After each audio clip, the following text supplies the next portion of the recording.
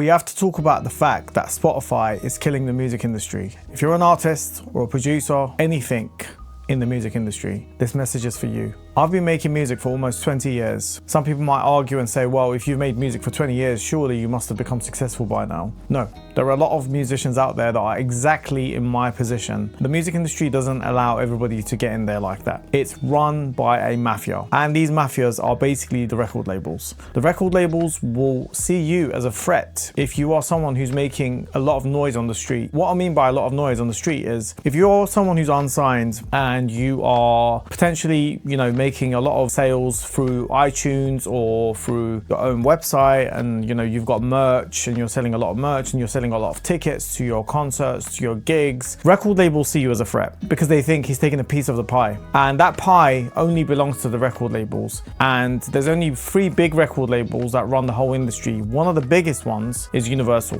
These record labels don't care about the artists or the bands or the producers. All they care about are numbers. They just care about numbers. That's all they care about. They don't care if you're a good singer, if you're a bad singer, if you're ugly, if you're good looking. But record labels look at you all as one. That's why the whole gender neutral awards, gender neutral ceremonies, gender neutral whatever it is, the aim for the record labels is to push this idea that we should abandon genders and basically make everybody a robot. Make everybody one gender so that everybody basically just categorizes as one thing, non-binary. They're basically turning us into machines. They want us to basically perform, make music, give it to the wider audience, and then hopefully we can grab people's money and record labels can fill their dirty pockets with this. The second record label is Warner. Warner owns a lot of catalogue in the UK and America and many other countries around the world. The third one is Sony. Sony is particularly big. They have, multiple sort of smaller sort of record labels that are controlled by Sony, and Universal and Warner exactly the same way as well. And these guys all operate the same way. If they have an artist that's signed to their label and you are up and coming and you are making more sales than that artist who's on that record label, they're going to see you as a threat, right? So they have to get rid of you. Now, the only way they can get rid of you, one of the ways that they do this is they approach you directly, right? So they send an agent or they send one of their A&Rs to come to your gig or to come to your concert and say, hey, you're really good, you're a really good singer, or you're a really good producer, we'd love to sign you. We can give you a deal for 10 years or 30 years or 40 years or 50 years or whatever it is. And most independent artists get really excited when they get approached by one of these record labels because they're like, oh wow, this is a once in a lifetime opportunity. But what they don't realize is they have a ulterior motive. These record labels will sign you just to have you signed so that no other label can sign you, because if any other label signs you as an independent artist, they've got 2 choices. They can either boost you and make your sales go up even more, which means you're even more of a threat to that other label who was trying to sign you to begin with, or they'll put you in a backlog with hundreds of other artists that they've signed. And this is what record labels do. They sign you just for the sake of signing you and then put you on a backlog, and you basically get happy that you're signed now, but what happens next is unbelievable. They basically just keep you there. They don't do anything with you. They don't take your tracks and promote them and spend millions of pounds marketing them like they do for their major artists that they have signed to their record labels. They don't promote your face on billboards on the street. They don't promote your songs on movies and films and adverts and that kind of stuff. No, you literally get signed because you're a threat to their artists on that label. That is their business model. They're a mafia. They literally control the music industry with these ideas. And these are one of the only small ideas that I'm giving you. There are plenty more.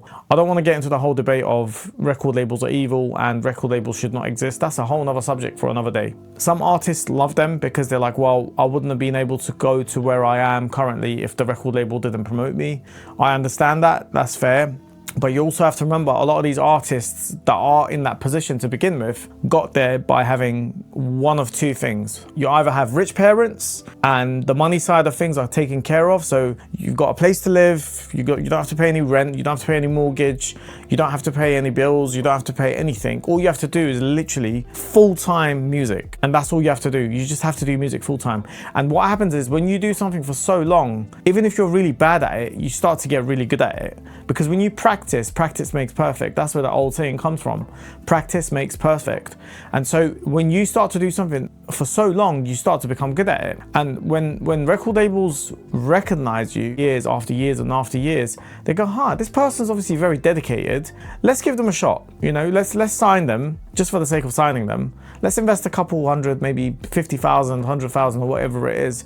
Those old days of people, record labels investing $1 million, $2 million, £10 million into an artist are gone. Those days are long gone. What record labels do now is they sign, I'm going to get to the second option in a second. What they do is they sign people who have got rich parents, because what happens is when the artist signs to the record label, they don't need the money. They're literally only doing it because they love music and they want to show off to their friends and family. They want to show off to whoever they hang out with, and they want to build a fan base to get even more recognition, because they don't get the recognition at home. They don't get the love and care from their parents at home. A lot of these rich kids, they're all the same. They don't get love and care from their parents. They want love and care from their friends. They care more about their friends than they do about their own family. That is sad. That is really sad. The second option is you've got to be born into that industry. And what I mean by this is you have to be either an actor's son or daughter, or a musician's son or daughter, or a Formula One driver's son or daughter, a person who's in the entertainment business and is on cameras 24/7. And if you're born into that sort of a lifestyle, you've already got a leg up in that industry anyway. You're now competing with those people that have been in the industry for years and years and years. And then here you have the average Joe who comes from a working class family who's trying to do music and also work a normal full-time job on the side, or a part-time job depending on your situation. And then you also have to work, 45, 50 hours a week, and then on top of that try and make music on the weekends if you're free. This is not an industry where you can just go, you know what, I'm gonna wake up one day, I'm gonna become a musician and I'm gonna become successful and I'm gonna start making money. No, the average musician starts to make their first sort of income out of music after 5 to 10 years. Some people get really lucky and they start making money within 2 years, 3 years, but their careers are very short-lived. That's the reality. The quicker you rise up in the music industry, the quicker you go down. That's just the reality. I've been making music for 20 years. I'm a music producer. I'm not someone who can sing. I'm not someone who can go on stage and play an instrument. I'm not someone who can do any of those things. I'm just purely a producer. My talent is I have good ears. I can do good mixing and mastering. I can produce for other people. I can go in the studio. I can guide musicians on what to do. But that's as far as I go. I'm not someone who can play an instrument. I'm not someone who can sing. I'm not someone who can go on tour. I'm not someone who can make an income out of doing, shows around the world. No, I'm just a producer. I made my first paycheck literally about 10 years ago. So halfway through my musical career. My first 10 years was literally just grinding, learning how to do music production, learning how to use my DAW, learning how to use plugins, learning how to use virtual instruments, learning how to do basic musical composition, basic musical structure. I had to learn a lot. You can't just get there overnight. I am someone who's in my mid-30s. I'm not a 20-year-old or an 18-year-old living at home, not paying any bills, not doing anything. No, I'm someone who has a mortgage. I'm someone who has responsibilities. I've got a car payment, I've got insurance to pay for, and I don't do music full time. Even now, I don't do music full time. But all I can tell you is I have a normal job on the side and I have to do music when I get free time. And it is not easy, trust me, it is not easy finding time as a working class person to do music. So I'll give a big thumbs up to anyone who's in the, trying to get into the music industry and doing this on the side and work a normal job.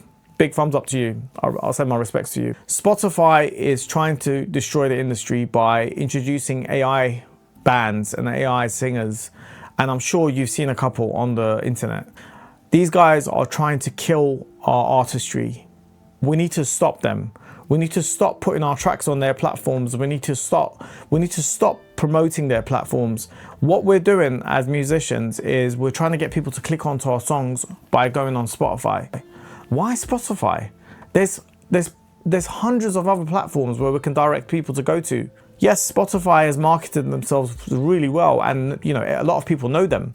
But that shouldn't stop you from promoting other platforms. I'm personally going to try and promote Apple Music or any other platform more frequently from now on, because Spotify is just playing that dirty game of If you don't really need us, then, you know, you can go away and go somewhere else. Spotify's game is, we need you, but we don't need you. They're playing the dirty game. They're like, well, yeah, we need the artists because they're the ones who build the platform and they're the ones who attract customers to us, and without them, we wouldn't get our subscriptions and that kind of stuff.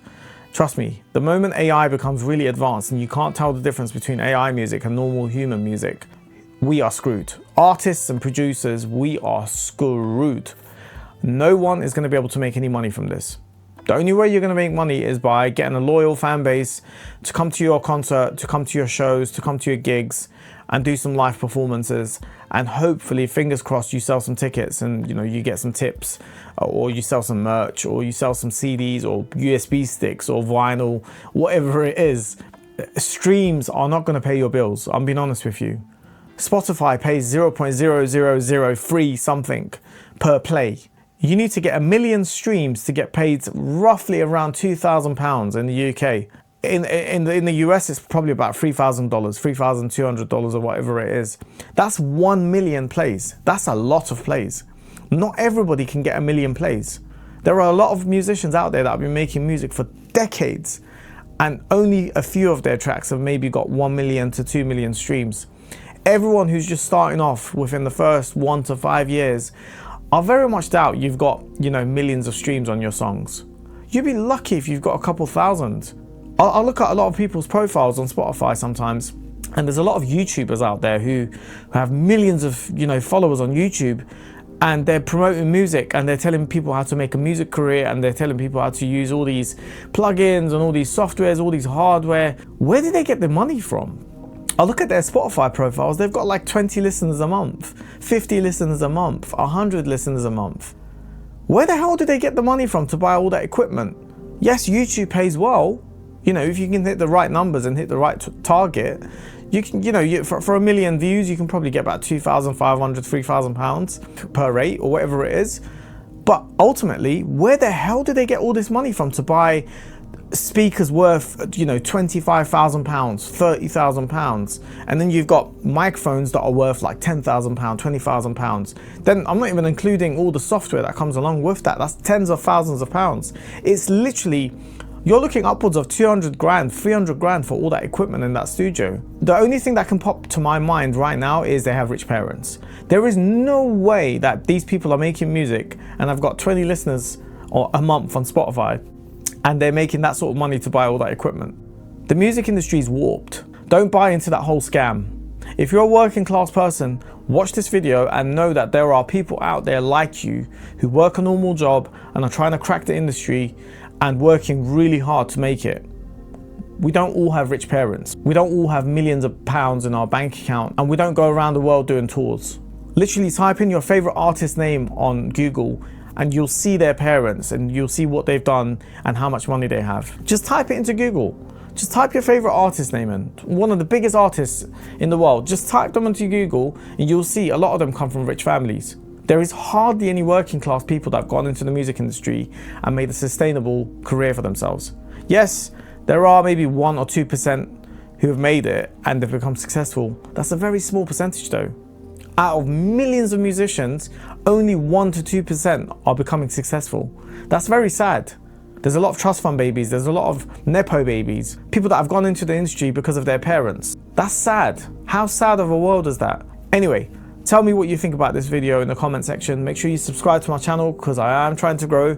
I am trying to make this a full-time income for myself. So I'll appreciate it if you guys can subscribe, and I'll see you on the next one. Peace out.